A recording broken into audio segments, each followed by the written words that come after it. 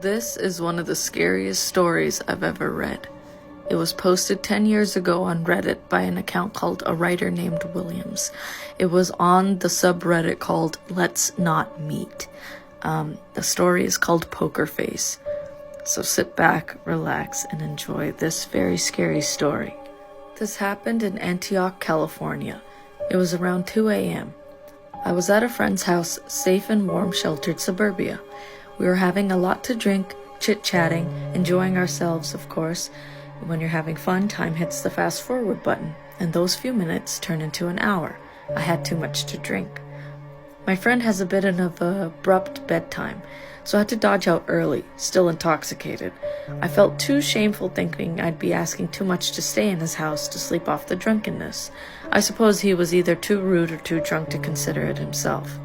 Whatever. Sometimes a little inconvenience makes you appreciate everything else. I needed about another hour or so to sober up and drive back. As fast as time passed during my stay, it decided to drastically slow down as soon as I stepped out of his house. It was a cul-de-sac area, a concrete jungle with the stem of the street breaking into a fork. Alongside the road, my car was parked. The only street light that worked was in the middle of the cul-de-sac circle, about 80 yards away. I stumbled towards my car, produced my keys, and felt the metal line up. Opened my door and shifted to the back seat.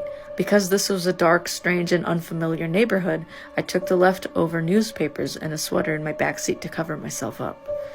I was a little scared. I wanted to camouflage myself and not just be some guy awkwardly sitting in his car, waiting for time to pass in order to drive home.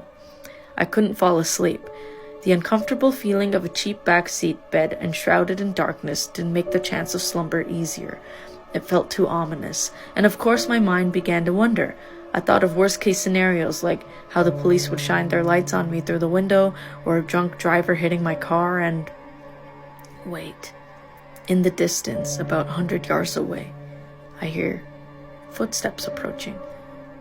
The gravel scuffed with each step forward, growing in proximity, but periodically taking stops. I wondered why until it made sense in my mind. Whoever it was probably looking through cars carefully, with the intent to steal one. I couldn't recall how many cars were on the block, but I counted 3 full stops until he was at my window, breathing. I froze.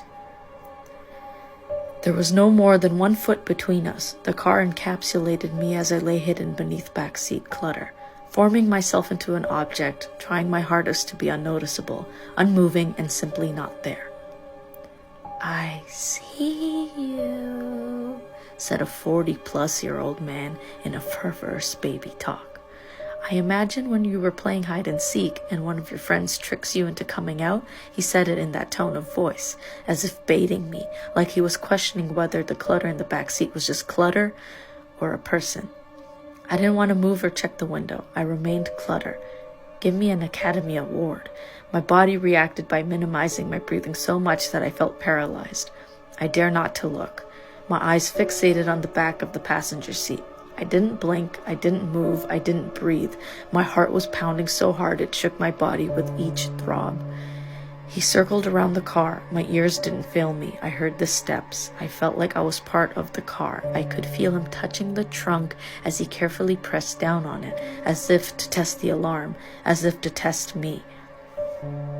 I was in the middle of fight or flight. I couldn't do either without elevating danger. I was frozen and hoping to God he was bluffing. He circled the car again. The door handle to my right jiggled. He was pulling it multiple times. "I see you." Same tone, but more agitated and stressed, more convinced that he was trying to make that clutter move, revealing itself to be one of his expectations that it was me. My muscles tensed like a cow before slaughter. That had to be metal against glass. "Take a penny right now and tap your window." A crowbar, a knife, a rock, a gun? My eyes fixated on the seat in front of me, never averting my gaze like he was. I was covered enough to where I couldn't see beyond the seat in front of me. I know I couldn't see him, but I can feel his eyes resting on top of me. "My name is Poker Face. What's your name?" The voice changed. In a lower, demented, and serious tone. My mind forced a visual. It wasn't anything human. I already accepted my death. I was ready to be shot in the head, ready to take a life-changing bullet, multiple knife wounds. Just make the sleep bearable, not excruciating, as you drained me of life. I wouldn't know how to react. My thoughts grew dimmer. I imagined my friend waking up the next morning after a calm night of safe and sound sleep, only to discover my mutilated, defiled, and bloody body hanging outside of my car door. It was then I heard nothing but my own heart. What was this person doing now? Just staring at me in the middle of the night, talking to me, or a messy pile in the back seat? Time froze. The footsteps were being swallowed in the distance. Thank God he left. I waited another hour until the sun showed hints of itself. I jumped in my front seat and bolted out of there, wide-eyed and sober. And that's the end of the story.